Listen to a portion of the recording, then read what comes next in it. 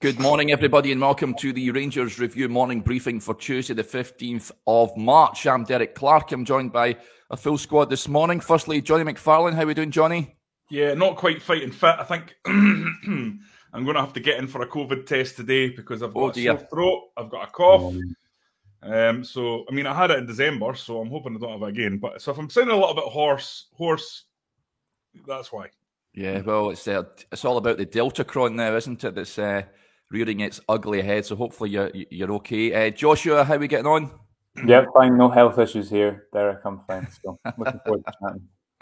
Good to hear it. Fantastic stuff. And before we continue, folks, I know that so many of you are doing. If you just hit that subscribe button, if you're watching us on YouTube, it means that you'll never miss a video when we go live. And also, if you're not taking advantage of the Rangers Review site already, then head over to rangersreview.co.uk/subscribe. Just £2.99 per month to support top quality journalism covering the club you love. I'd really urge you all to do so. A lot to talk about this morning, Johnny. First of all, a big story that's come out that you can find on the Rangers Review site. In fact, that Rangers making quite a substantial donation, a minimum of £72,000, it's believed, heading over to those affected by the humanitarian disaster over in Ukraine. Fill us in. What's the news from this? What's the insight? Yeah, so the club, the management team, and directors have all chipped in with a proportion of obviously the directors don't get paid, but the players and the staff have put in a proportion of their wages. It's a minimum of 72,000, but my understanding, I haven't spoken to people inside Rangers, is that it could go up to potentially six figures once you factor in gift aid and further donations. So it's really an incredible gesture, something that that nobody had to do at Ibrox, but clearly, and if you see the quotes there, Derek, from Giovanni Van Bronckhorst and James Tavernier, maybe you can share those. It really gives you a sense that these guys have got a social conscience and wanted to reach out and do something. And I think that's a hell of a lot of money for the club to be pitching in with, and just a really good positive news story that the players have and the staff have done that. I think we have all been affected on a day-to-day basis by what's going on in Ukraine. It's horrible to see the pictures coming in, and sometimes we forget that footballers are just the same. They're human beings like the rest of us, and they've clearly been affected too, and gone out and done something about it, which is, I think, absolutely to be commended. Yeah, Giovanni Van Bronckhorst has commented on it. He says the management, staff and players were all extremely keen to support the Ukraine appeal in any way we could. The conflict is causing so much hurt to so many people who are losing loved ones, fleeing their homes and trying to find safety. We hope that by donating some of our wages from March, we can play a small part in the wider efforts of helping the people most affected. So hats off to Rangers for that. It really is a tremendous gesture to help those that are affected by the goings on over in Ukraine at the moment. Let's move on to news last night. Joshua, the Scottish Cup draw, of course, was made, and it's going to be an Old Firm semi-final. Rangers taking on Celtic at Hampden in April. Of course, Hearts and Hibs, the other semi-final. What's your reaction to the draw, Joshua?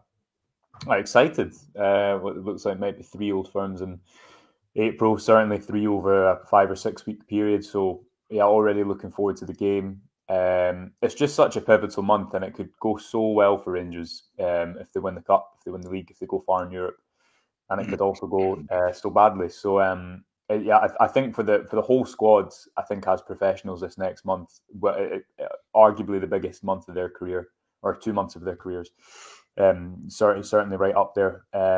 In terms of how Rangers and Celtic match up, I think you'll see a very different approach this time from Van Bronckhorst compared to the previous Old Firm tie. You've seen he's changed his system somewhat since then, so really looking forward to both those games, and fingers crossed that Rangers can reassert their dominance in that fixture. But it'll be tough, and lessons of 2016 is that if you do win the Old Firm semi-final, you've not necessarily won the cup.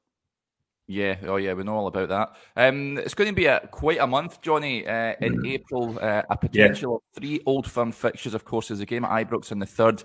This semi-final will take place on the weekend of the 16th and the 17th of April. And then you'd imagine that the game after the split will be quite soon. Probably one of the first there's fixtures, you'd 2 imagine. dates there at the 23rd and the 30th that are free. Yeah. And it's going to be one of those 2 dates because it always is. I would suggest probably the 30th, given that they might want to leave a little bit of time between the games. But it'll depend, I suppose, on how the league's looking at that point. Yeah.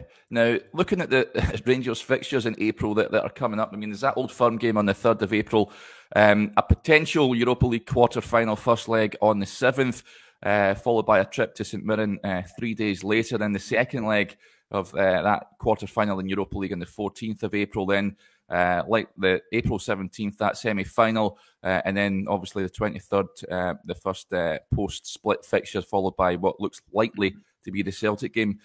April is going to be massive for Rangers, Johnny, isn't it? It really is season-defining, you'd have to say. Yeah, what a month!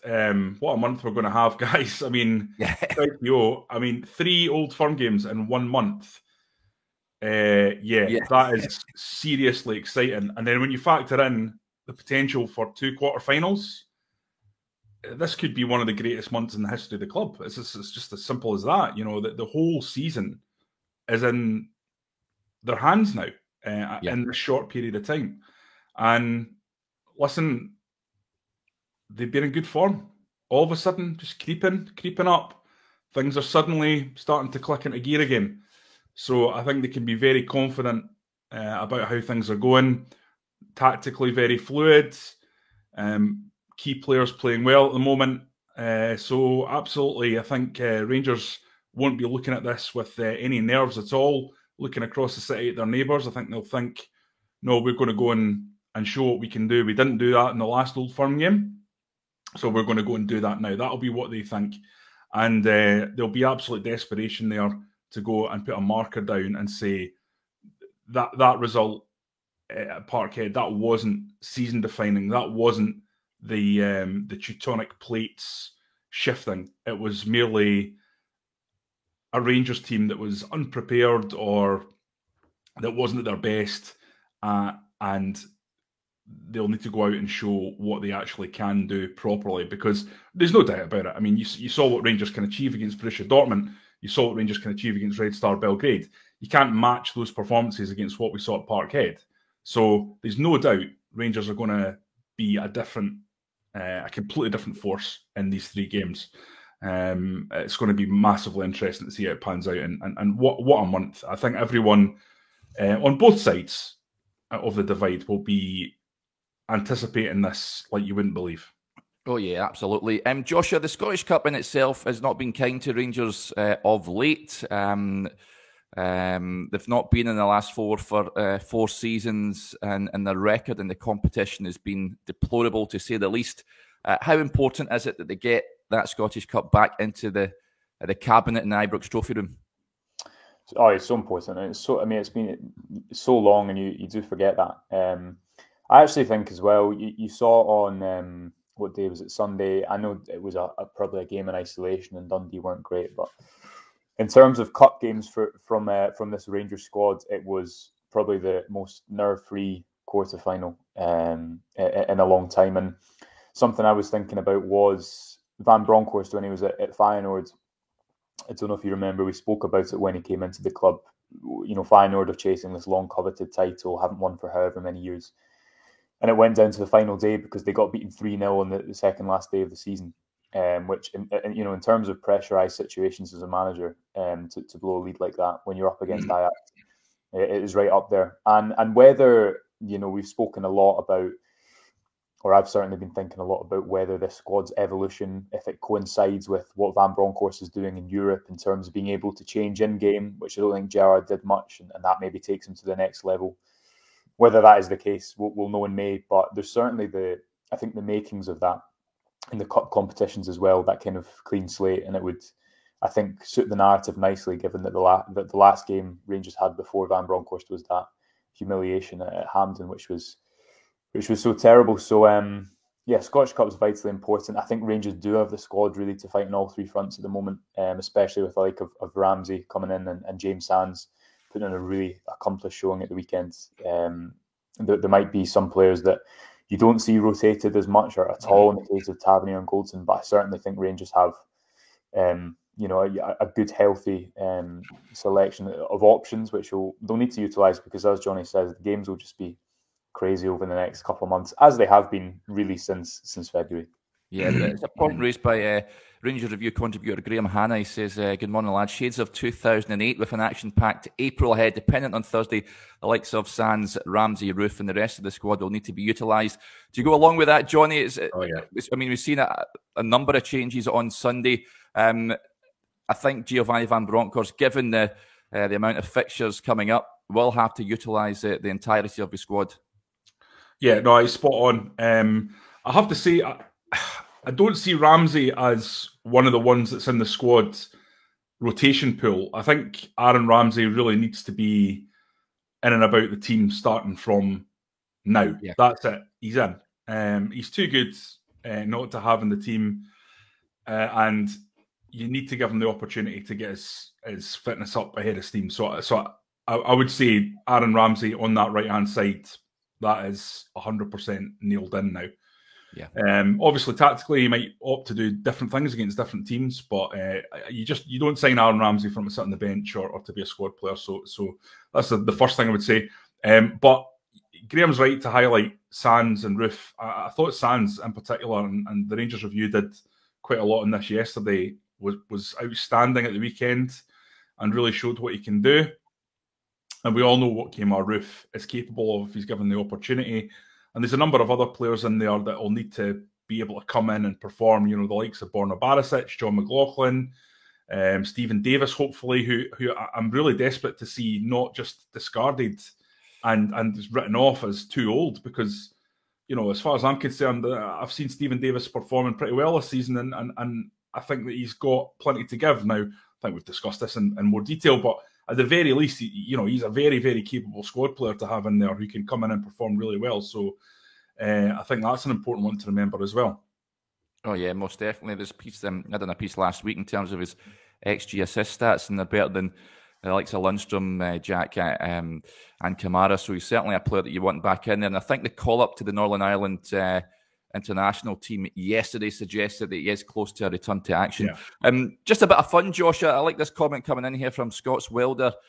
What's everyone's choice of trophy priority this season?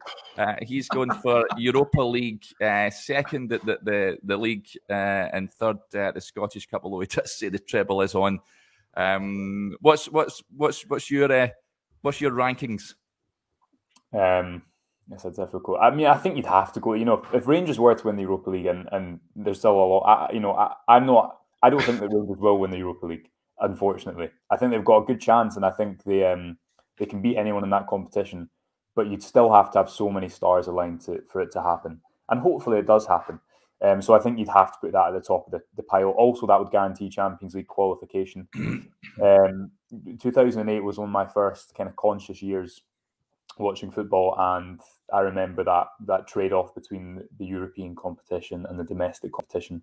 I think Rangers do have the squad to compete on both fronts. As Johnny says, I think you've got players coming into form at the right time, but you've also got the team hopefully is coming into form at the right time. So I'd probably go along with that. And I think most people probably would if they had the option, if they were being romantic about it. But, you know, if you can have them all, you can have them all, can't you? Exactly. Johnny? Yeah, obviously, let's calm down first of all. GM is 100% right what he's just put. You know, in terms of going through, in terms of the next round, that's no gimme, because we saw how good Red Star are. They can turn it around, no problem, if Rangers don't have the right performance. So that's the first thing to say. But what I will say, in this hypothetical, completely for fun situation, I just can't get my head around anyone wouldn't say the Europa League. I mean, we're still talking 50 years on about the greatest achievement in the club's history, which is winning the Cup Winners' Cup in Barcelona. To win the Europa League in this environment of European football as it stands would blow that out of the water.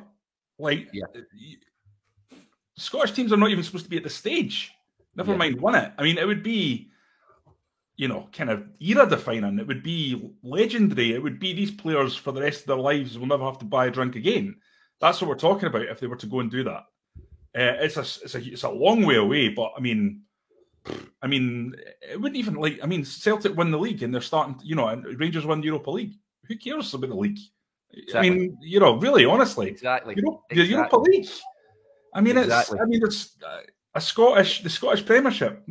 Rangers have won that 55 times. Yeah. It's obviously massively important, but the Europa League would be absolutely incredible. It would be off the scale. It would be something that we just I'm lost for words, guys. That's how big it would be. Yeah, there's no debate for me, Johnny. I'm totally with you in that one. Europa League reigns supreme, and it's just a bit of fun, of course, folks. We do realise there's a lot of work to be done starting on Thursday night. But if you had to choose, if you had the opportunity to choose between Europa League and the league, Europa League every day of the week. It's not even a debate for me. The problem is right that. If you prioritize Europa League, and this is why you can't prioritize Europa League, and fail, which you're likely to do, then that's the nightmare scenario. Because you don't want to jeopardize your opportunity, which is really, really big, to win the league for a roll of the dice at a bigger trophy. That let's face it, if you get Seville, if you get Barcelona. To be fair, I'd actually fancy Rangers' chances against Barcelona to some extent. Although they are starting to look a little bit better right now. Aubameyang and I watched them on Thursday against the match against Galatasaray. I've seen snippets and they didn't look great. I've got to be honest, Galatasaray. Yep. You've got to remember, Derek, that like for a club like Barcelona, the Europa League's a little bit like the Betfred Cup for Rangers. Yes. It's like, yeah, we want to win it, but I mean, there's not going to be. It's not the most. It's the least important of their trophies that they're going for. Yeah, that's realistic. Yeah, I totally agree. And it would be it's. I think there's a long way to go, of course, but it's good that Rangers are still in the competition. There's a question come in, Joshua, with regards to Thursday. And I know Johnny mentioned Aaron Ramsey's now, for him, a staple in that side, on that right-hand side. Do you see him starting on Thursday against Red Star? Yeah, just quickly before that as well, I just wanted to add on that conversation that going away to places like Belgrade, I was speaking to someone from the club at Dens Park, and they were saying no team at all will want to go and play at Ibrox, and I think that's another factor you have to consider. The kind of reputation Rangers have built over these past 3-4 years, but also the past 2 games and the results they've had at Ibrox, and I just think that's an important factor to consider as well. In terms of Ramsey, I agree with Johnny as well. That I think the only reason people would put him down as a rotation option is because of his fitness, and obviously you don't want to kind of overload him. I think he fits in nicely to that role Arfield's been playing, written about that on the site today. Allows him to combine with Tavernier, means he can come into the pitch and not really be tracked because he's not got a man at his back normally. Allows Aribo to still play, or Kamara, still play centrally and kind of help Kent out on the left at points. So I think that starting 11 gives you a real nice balance. And you see with the 2 holding midfielders, as Johnny says, as we wrote about in the site yesterday, that gives a nice balance to the side as well, gives good protection. And helps to build up play through the pitch, which is what Rangers have struggled with under Van Bronckhorst. So 100% Ramsey to start for me if they aren't going to overload him. Yeah. What do you make of this point, Johnny? Would you start Roof in place of Morelos on Thursday? A bit of a gamble to you? No. You just need to concentrate on getting to the next round and don't try and be too smart. That's really dangerous, because if something goes wrong, then it really, really would be on Giovanni Van Bronckhorst. Yeah. That's an unbelievably big call to make. I just think you have to concentrate on getting to the next round. I know Rangers have got a massive advantage, but the truth is, if you're going to Belgrade and you lose an early goal, they'll fancy it. The crowds will be really, really vociferous. They'll be right behind their team. and that would put Rangers on the back foot. And if you've got Kemar Roofe up front and Alfredo Morelos on the bench, with respect to Roofe, I think is a really good player. He's not Alfredo Morelos. So I think people would rightly train their guns on Giovanni Van Bronckhorst in that situation. So I don't think that's a decision he can really realistically make. I think he would be under severe criticism if things went wrong. Yeah. I think Alfredo played Thursday. There's no doubt about it. Okay, folks, that'll do us there. Thanks for everyone for the interaction. It really is much appreciated. So many comments coming in. Sorry if I couldn't get to yours. Remember, if you're watching us in YouTube, so many of you are now signing up and subscribing. Just hit that subscribe button. It means that you'll never miss a video when we go live. And if you want to take advantage of the Rangers Review site itself, I'd urge you all to do so. Just head over to rangersreview.co.uk/subscribe. And we've got some cracking content on the website this morning. We've got that exclusive that Rangers are donating money to the Ukraine, those affected by the humanitarian crisis in Ukraine. And Joshua, you've got some cracking pieces on there with regards to James Sands and Aaron Ramsey. Yeah, just what we've been talking about, explaining, I think, just a little bit with Sands, what he did well, kind of breaking that down. He does a simple and effective job. I think it's important to understand that and understand how that helps the team. And then looking at Ramsey, why he's playing off the right instead of as a number 10. We did a bit of work looking at that when he came into the club and looking at what past managers have said, kind of explaining how he prefers to see the pitch ahead of him, not necessarily playing with his back to goal. So kind of hypothesizing a bit as to why Van Bronckhorst might keep him out there. We combine with Tavernier, and as I said, kind of drift inside to the pitch unmarked. I think he gives you another dimension compared to Scott Arfield, who links up really well, but isn't going to turn and run and play over the top with the ball like you saw Ramsey do for the lead up to the penalty. So yeah, go and check that out as you say, Derek, and hopefully people enjoy it. Yeah, fantastic stuff. Okay, folks, that'll do us there. Thanks again for everyone for joining us. We'll be back again tomorrow, but until then, enjoy the rest of your Tuesday.